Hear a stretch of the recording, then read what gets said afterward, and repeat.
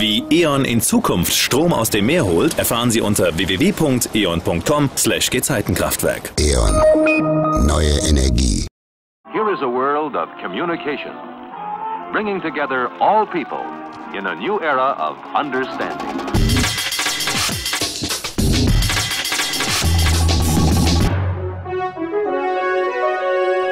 Elektrischer Reporter.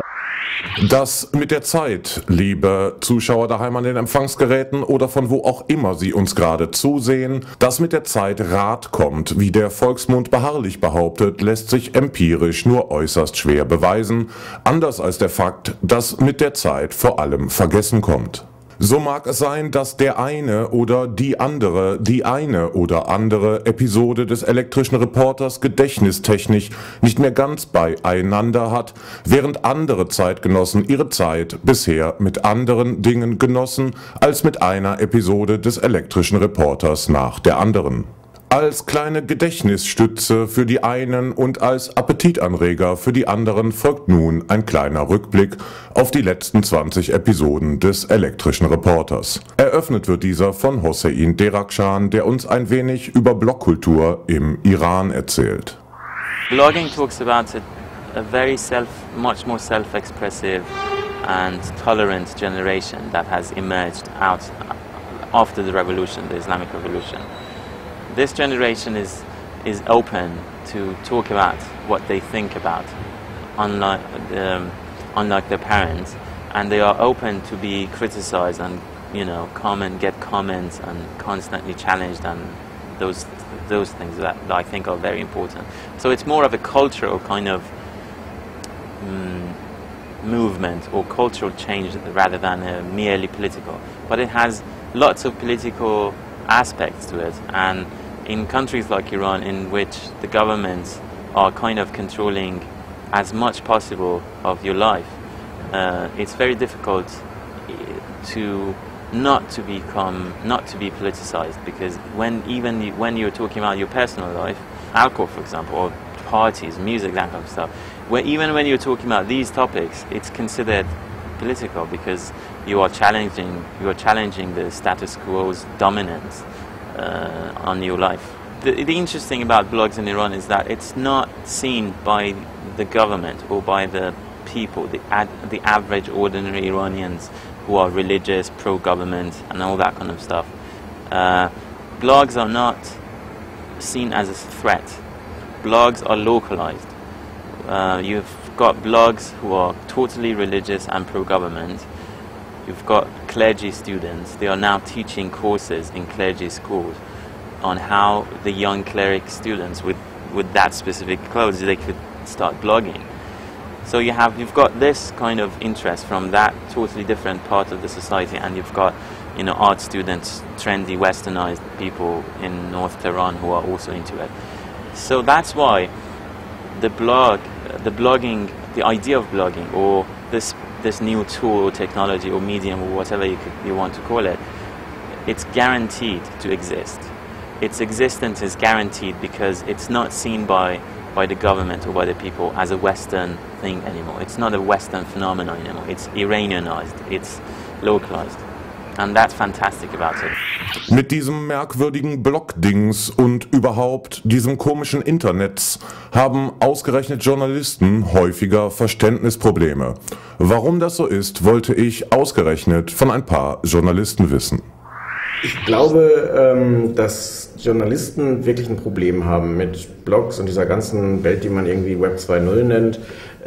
Ich verstehe das nur zu einem Teil, weil ich einfach an mir merke, wie viel Spaß mir das macht. Also sowohl dieses unmittelbare Publizieren, als auch wirklich dieses direkte Feedback von Lesern, die einen dauernd irgendwie beschimpfen, korrigieren, loben, irgendwelche Anregungen schicken.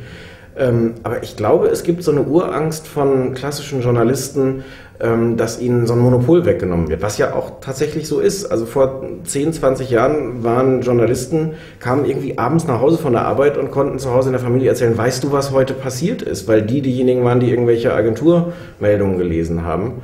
Und inzwischen kann jeder das den ganzen Tag aus Millionen Originalquellen oder Nachrichtenagenturen oder internationalen Seiten nachlesen.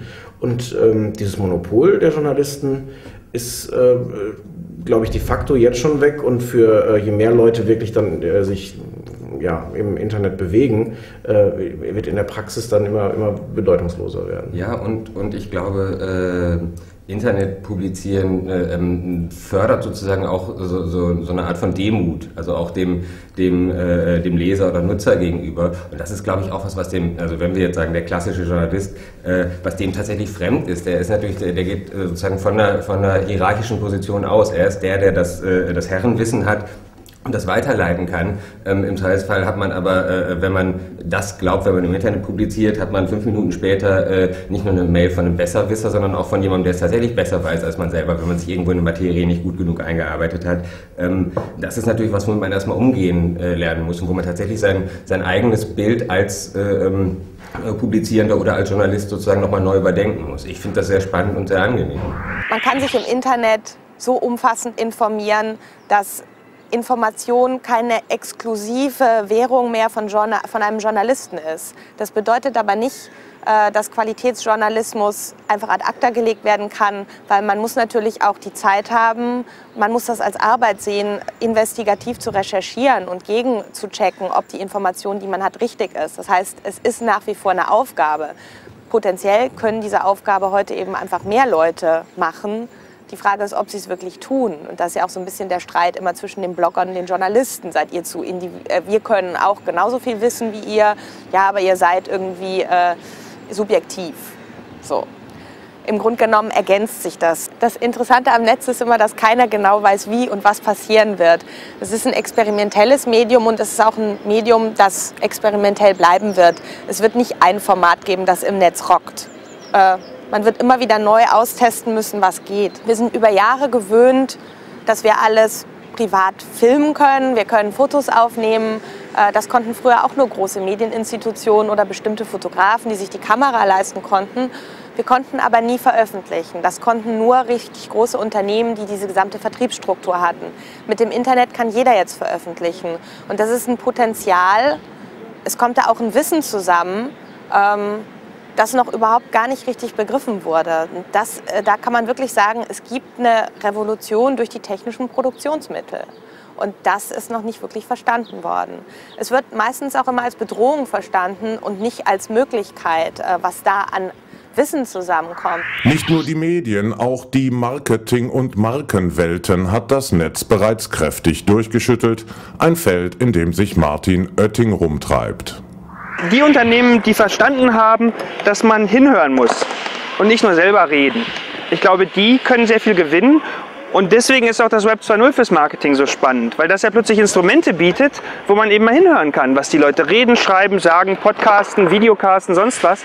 Und wo man darauf achten kann, was Konsumenten über meine Marke, über meine Branche, über mein Unternehmen sagen. Also ich glaube, das ist der erste wichtige Schritt. Also immer dann, wenn jemand sich nur als Sender wahrnimmt und die Neuerungen im Web nur als Neusortieren von Konsumentengruppen wahrnimmt, dann gibt es ein Problem. Wenn man einfach nur in Communities reingeht und sagt, super, hier sind sie alle, jetzt machen wir wieder Banner und Werbung und kaufen Editorial Content, das ist ja das alte Lied. Zu glauben, dass man in seinen Marketingbemühungen alles kontrolliert, steuern, nach den eigenen Vorstellungen lenken kann, das ist nicht realistisch. Ich glaube, dass es wichtiger ist, anzuerkennen, dass Marketing zum Teil vom Unternehmen gemacht wird und zum Teil von den Kunden, von der Zielgruppe, von den Leuten, die das kaufen sollen. Und wenn man das einmal verstanden hat, dann merkt man, dass es sinnvoll ist, denen auch zuzuhören. Im Sektor der Internetunternehmen dürfte mittlerweile nicht China, sondern Deutschland Kopierweltmeister sein. Warum aus Europa so wenig originelle Ideen kommen, dafür hat Martin Warschawski eine interessante Theorie parat. And I think that's because European education encourages students to agree with professors, while American education encourages students to disagree with professors. Not all the time, but there's much more tolerance for disagreement, and sort of like, that's your view, this is my view, and we're all entitled to a view. And I think that's great. And I hope that Europeans stop teaching young people that the only way to do well in an exam is to copy what the professor says. And that, translated into adulthood, makes great managers who copy what the professors say, which are in America. And we have to end that. Dann baten wir noch Wikipedia-Gründer Jimmy Wales um einen kleinen Blick in seine Kristallkugel. So my most optimistic view would be that we see more and more community participation under open licenses, which enables a culture of sharing and participation, where we have a very diverse participation from lots of different kinds of people. We avoid certain kinds of top-down control, which I think are unhealthy, and so that's the good side. The negative view, or the things that I would be concerned about, I'm very concerned about software patents. Fortunately, so far, Europe continues to reject these, which is very good, both from a global perspective, but also from in my opinion, from the perspective of the economy of Europe and the health of the software industry in Europe. Certainly handing control of your industry to the large American companies that would dominate very quickly, it seems like a bad idea. But even more than that, I worry about patents because the way that they are implemented, they really pose a threat to creativity. For something like Wikipedia, just because we invented it ourselves doesn't mean somebody didn't invent it 6 months prior and prevent us from using it. It becomes very hard to have free software, open sharing culture when so many different things can be patented. And the reason we have patents, the beneficial reason to have patents, is to encourage innovation. I see no real problem with innovation in software right now that's not being, we have copyrights which do enable proprietary software to get returns. We have broad open communities which are quite creative. So if my concern would be that patents will put a dent in this whole movement. And then there are other things, we would hate for the internet to end up like the mobile phone space, where the carriers still have just a stranglehold on innovation, and so many people have very obvious ideas about cool stuff you could do with a mobile phone that you just can't do right now because the platform's so locked down, nobody can actually do much with it.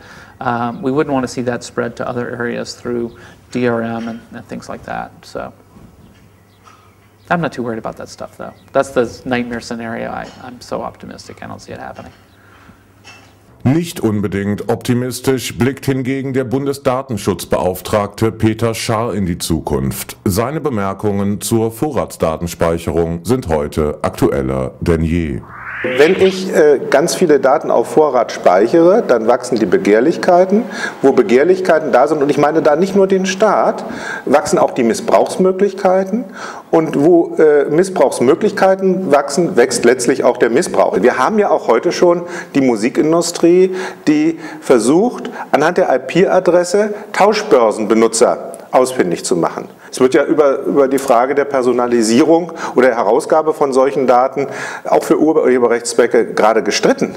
Ein Gesetz liegt hier auf dem Tisch schon. Der Bundesrat fordert ja, dass es nicht mal einen Richtervorbehalt geben soll. Dann haben wir eine ganz brisante Situation. Letztlich führt diese Vorratsdatenspeicherung dazu, dass der Nutzer des Internet in seinem Surfverhalten transparent wird. Vielleicht ist das ja sogar gewollt, aber es bringt erhebliche Gefahren für den Datenschutz mit sich. Ich will das überhaupt nicht leugnen, dass solche Vorratsdaten dazu beitragen können, das eine oder andere Verbrechen oder die eine oder andere auch sonstige Straftat aufzuklären.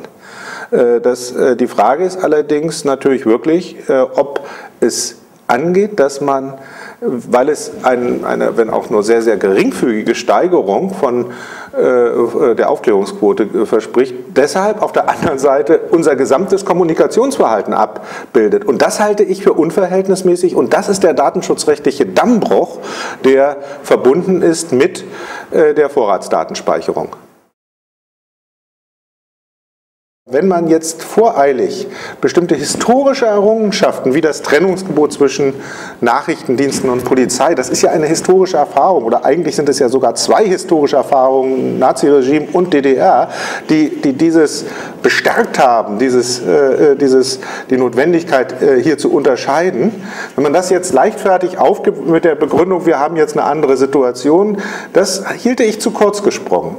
Es ist ja auch immer ein ganz wichtiger Aspekt, den man berücksichtigen muss, dass sich gesellschaftliche Verhältnisse ändern können.